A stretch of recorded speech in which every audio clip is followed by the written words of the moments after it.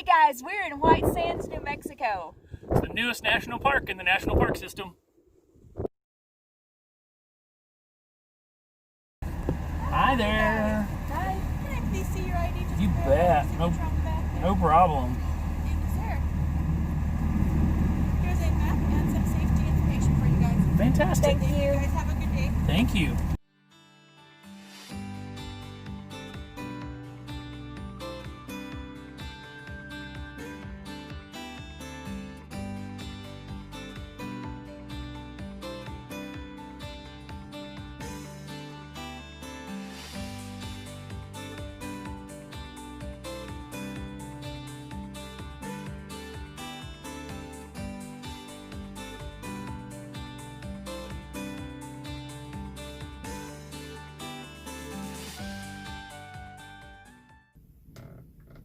So we just got to the visitor center and realized that we can drive the camper all the way through the park. It makes a loop.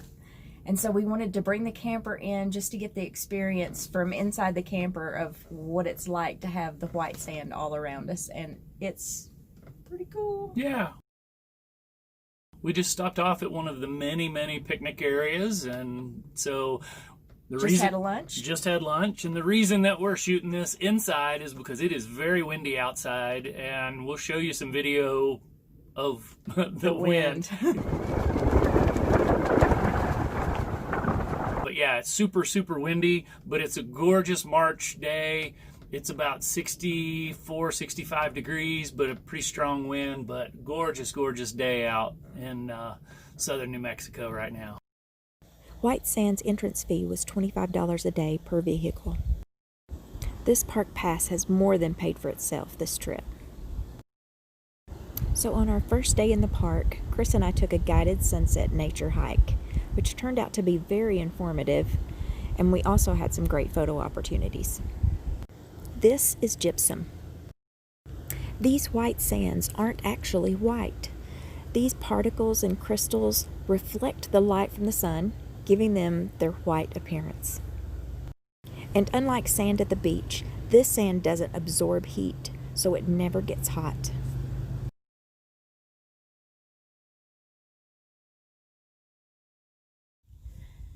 So today is much different than yesterday. Yesterday was super windy. We were here towards the end of the day. We're here in the morning this time, so. And the winds are calm. Oh my gosh, this is the perfect. Yeah, it's really nice.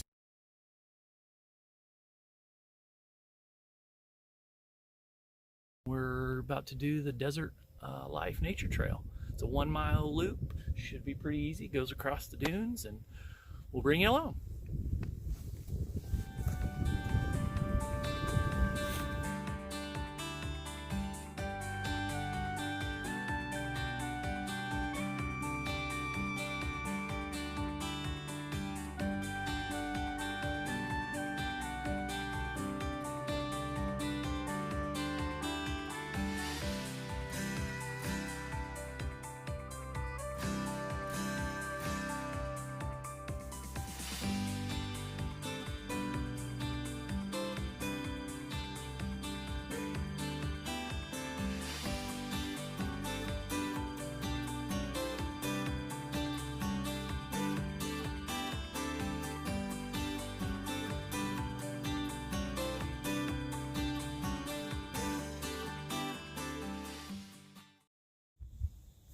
So we're on the Dune Life Nature Trail.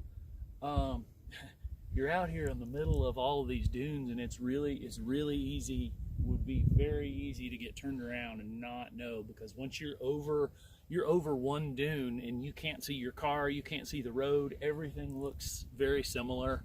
The plants kind of all blend together, but they have the trail marked with these markers, and obviously there's some footprints. But knowing what we know, what we found out yesterday, once the wind kicks up, the footprints disappear really quickly. So pay attention to the markers. Again, this is like a 1 mile loop, so don't anticipate this is going to be major. Also, there's markers that you can see, like this big rock over here. You can kind of see, I say it's a rock. It's not really a rock. It's really compressed sand, and it's compressed by the plants. We learned that from a ranger walk yesterday. So the plants that are on it kind of compressed it into sort of a rock.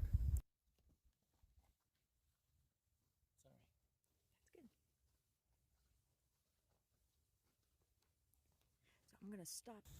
As you're going through the Desert Life nature trail, and there's these kiosks that are along the way that tell you about the different desert life, everything from the birds to the owls and the coyotes and jackrabbits and such. One of the interesting ones is the tarantula hawk wasp, which is one of the insects that will actually challenge and paralyze a tarantula, lay his eggs inside of him, take him back to his burrow, and when the wasp babies, or when the wasps larvae hatch, they eat the tarantula from the inside out. So kind of gross, but kind of interesting.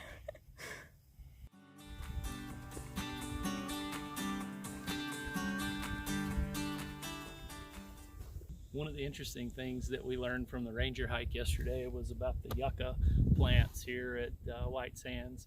And the question that the ranger asked yesterday was, how tall are they? How tall do they grow? And people were talking about the stalk and everything like that. Well, as the sand dunes move, as the wind blows them, they'll actually move like waves, right? And so they'll get bigger and then they'll get smaller as the waves, or as the sand's blown around.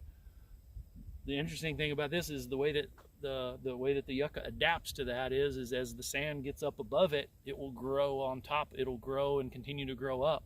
So at the top of a dune like this yucca could be grown down into the sand dune 20 to 30 feet, depending upon where it started. This is the largest gypsum sand field in the world. It's 250 square miles. I think there's two other ones. One of them is 1 square mile in Mexico, and then there's another one actually where we just came from in the Guadalupe Mountains National Park. We actually tried to get there and had a little bit of an interesting time. If you do, always check with the ranger station the road conditions. The gypsum, we thought, oh, we're going to White Sands. Let's go see the other gypsum sand dune at Guadalupe Mountains. And so we drove out there. The road, we learned really quickly, is muddy. We almost got stuck.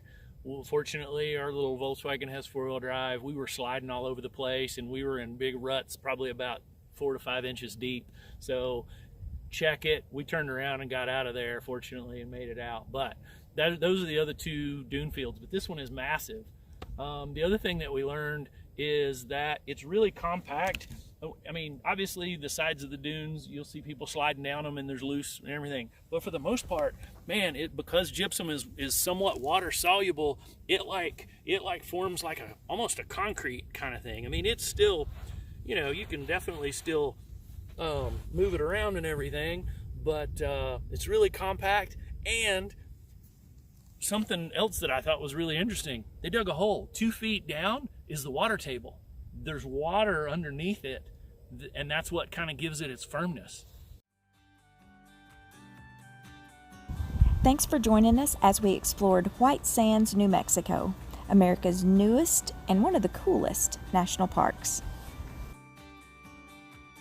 If you haven't already, please follow us on Instagram for more Turner Max adventures.